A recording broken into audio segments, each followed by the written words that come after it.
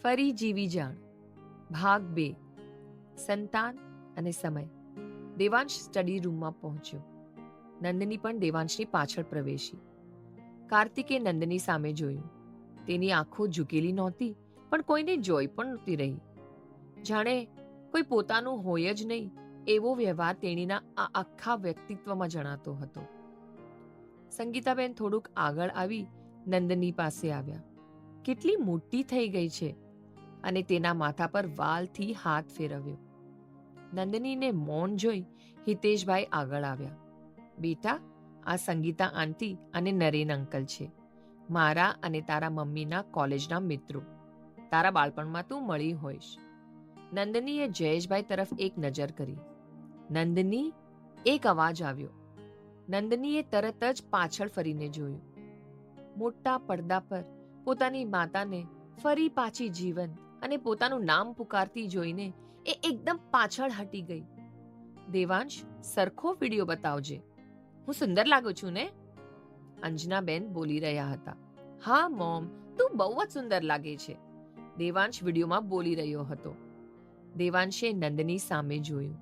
તેણીની આંખમાંથી આંસુની ધાર થઈ. આજે તારી એક્ઝામ પૂરી થાય છે, તું ઘરે આવે છે. બહુ ખુશ છું હું. દેવાંશ, અને તારા પપ્પાને મારે જે કહેવું હતું એ કહી દીધું, પણ તને કંઈ પણ કહેવાની મારામાં હિંમત નથી, એટલે આ વિડીયો બનાવવાનું વિચાર્યું તો ઘણું હતું કે બધું કહી દઉં, પણ અત્યારે જ્યારે તું આ વિડીયો જોતી હોઈશ ને, ત્યારે હું નહીં હોઉં ને આ વિડીયોમાં જોઈને અને આવું બધું કહેતી જોઈને તું કેટલી રડતી હોઈશ એનું હું અનુમાન પણ લગાવી નથી શકતી. જ્યારે કેન્સરનો રિપોર્ટ આવ્યો ત્યારે મેં જ તારા પપ્પા અને દેવાંશને ના કહી હતી કે તને મારી બીમારી વિશે ના જણાવે. હું તને વધારે દુઃખી નહોતી કરવા માંગતી. હું તો બસ તારી સાથે કેટલીય વાતો કરવા, તારી સાથે શોપિંગ પર જવા, ફરવા જવા કે તારી સાથે પાર્લર જવા માંગતી હતી. પણ તું તો આ બધાથી દૂર હતી, એટલે દૂર કે તને આ વસ્તુના નામમાં પણ રસ ન હતો. એટલી હોશિયાર કે તારી સ્કોલરશિપમાંથી તું જીવવા માંગતી હતી. અંજનાબેને એક નિસાસો નાખ્યો.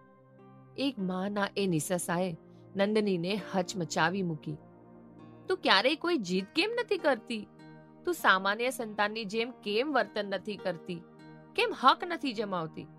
એવા પ્રશ્ન હંમેશા મારા મનમાં ઉદ્ભવતા, પણ જવાબ એક જ સામે આવતો કે દોષ તારો નહીં, મારો અને તારા પપ્પાનો છે. અમારી વચ્ચે થતા ઝઘડાઓએ તને મૌન બનાવી દીધી છે.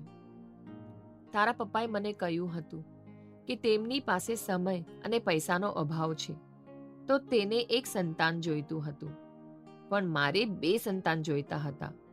અને સાચું કહું તો તારા જન્મ બાદ તારા પપ્પાના બિઝનેસે આકાશ આંબ્યું, પણ હાઈ સોસાયટીમાં પ્રવેશતાની સાથે જ જીવન બદલાઈ જશે એવી નહોતી ખબર.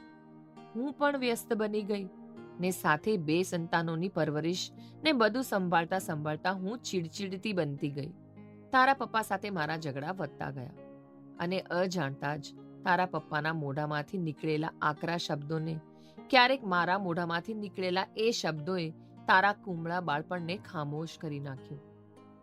જ્યારે તે હોસ્ટેલમાં રહેવાનું કહ્યું એ રાતે હું ઊંઘી નહોતી શકી, ને મારો તારા પપ્પા સાથે ઝઘડો પણ થઈ ગયો. મોટા ઘરમાં ઉછરેલી છોકરી એક સામાન્ય હોસ્ટેલમાં કેવી રીતે રહી શકશે તેવું તારા પપ્પાનું કહેવું હતું. જ્યારે હું ઈચ્છતી હતી કે તું આ ઘરના વાતાવરણથી દૂર જા ને તારી દુનિયા બનાવ.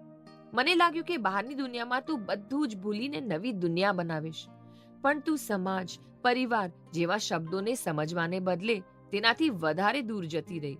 હું જીવતી હતી ત્યાં સુધી તો હું તને પરિવારનું મૂલ્ય અને જરૂરત ના સમજાવી શકી, એટલે તું પરિવારનું મૂલ્ય સમજે એટલા માટે મેં એક નિર્ણય કર્યો છે. તું સંગીતાને ઓળખતી જ હોઈશ. મારા જીવન દરમિયાન મેં જોયેલું શ્રેષ્ઠ પરિવારનો હિસ્સો છે તે. હું ઈચ્છું છું કે તું પરિવારને શું છે એ સમજવા માટે તે પરિવાર સાથે થોડો સમય વિતાવ, તેની સાથે રહે, અને આ વાતથી તારા પપ્પા પણ મારી સાથે સંમત છે. તારા મમ્મી પપ્પા વર્ષો બાદ કોઈ વાત માટે ઝઘડા વિના સંમત થયા છે. તું પણ સંમત હોઈશ એવી આશા રાખું છું. ખુશ રહેજે નંદની. મારી દીકરીનું નામ જ કેટલું સુંદર છે, કેટલું કહેવું છે, પણ સમય ઓછો છે. તું જેની હકદાર હતી એ સમય હતો તે તને ન આપ્યો. એ સમય કેટલો કિંમતી હતો એ વાતનો અનુભવ આજે થાય છે. એ સમય મારે તારી સાથે વિતાવવો જોઈતો હતો. હવે અફસોસનો પણ સમય નથી નંદની. તું વધારાનું નહીં પણ મારું બીજું સંતાન છે, અને દેવાંશને જેટલો પ્રેમ કરું છું તેટલો જ તને પણ પ્રેમ કરું છું. નંદની આંખમાંથી આંસુ સાથે આગળ વધી, થોડું નમી પેનડ્રાઈવ ઝટકા સાથે નીકાળી બોલી, જતા જતા પણ મને બીજાને સોંપતી ગઈ. ત્યાં હાજર બધા જ નંદનીને જોઈ રહ્યા, તેના શબ્દોને સમજવાનો પ્રયત્ન કરી રહ્યા. તેણી દરવાજા બાજુ આગળ વધી. તેના ભાઈ દેવાંશે નંદનીનો રસ્તો રોક્યો. નંદનીએ નજર ઉઠાવી. દેવાંશ સામે જોઈને બોલી, તારી આંખમાં દયાનો ભાવ છે. કેમ? દયા ખાનારા મને પસંદ નથી. આ સાંભળી દેવાંશ એક તરફ ખસી ગયો. નંદની જતી રહી.